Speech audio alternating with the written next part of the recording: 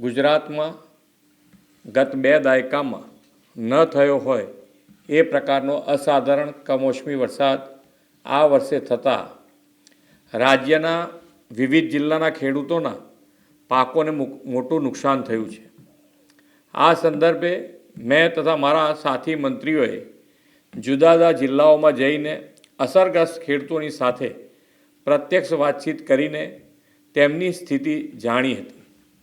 કુદરતી આપત્તિની આ ઘડીમાં ધરતીપુત્રોની વ્યથાને સમજીને રાજ્ય સરકાર પૂરી સંવેદનાથી તેમની પડખે ઊભી છે। રાજ્યભરના ખેડૂતોના પાકને થયેલા વ્યાપક નુકસાન સામે તેમની લાગણીઓને ધ્યાને રાખીને રાજ્ય સરકાર દ્વારા ધરતીપુત્રો માટે આશરે 10,000 કરોડના રાહત સહાય પેકેજની જાહેરાત કરું છું।